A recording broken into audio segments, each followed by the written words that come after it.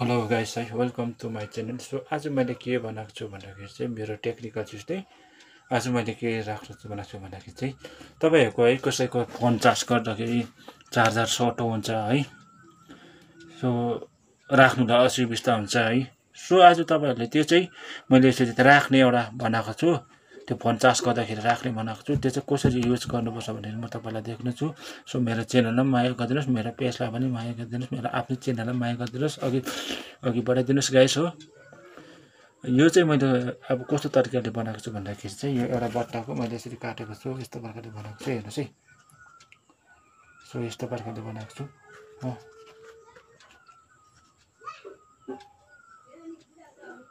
हेर्नुहोस् है। अब तपाईँहरूलाई म एउटा युज चाहिँ कसरी गर्नुपर्छ यसलाई त्यो देखाउँछु, हेर्दै गर्नुहोस् है गाइस। गाइस हो, तपाईँहरूले युज त यसलाई कसरी प्रकारले गर्नुपर्छ भनेको चाहिँ टक्क यसलाई यस्तो प्रकारले उयो गर्नुहोस्,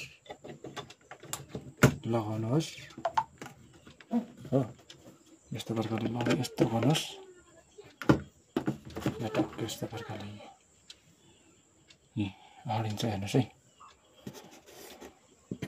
यसरी राख्नुपर्छ।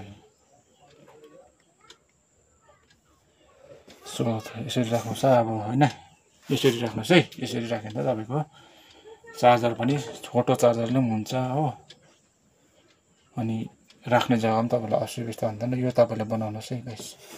यो तरिकाले एउटा युज गर्नुपर्छ तपाईँले हो। यस्तो प्रकारले हुन्छ हो गाइस हो। तपाईँहरूलाई यो सानो भिडियो कस्तो लाग्यो आशा छ यो भिडियोलाई पनि मन पराइदिनुहुन्छ भनेर हो। आजको भिडियो यही अन्त गर्न चाहन्छु। फेरि नेक्स्ट टाइम एउटा राम्रो भिडियो लिएर आउनेछु। तपाईँसम्मलाई बिदा दिनुहोस्। Take care, bye bye guys हो। मेरो च्यानललाई पनि माया गरिदिनुहोस्, मेरो पेजलाई पनि माया गरिदिनुहोस्, अघि बढाइदिनुहोस् है गाइस ल। सो नेक्स्ट टाइम भेट्दा नेक्स्ट राम्रो भिडियोमा। Take care, bye bye guys. Next time राम्रो भिडियो लिएर आउनेछु गाइस।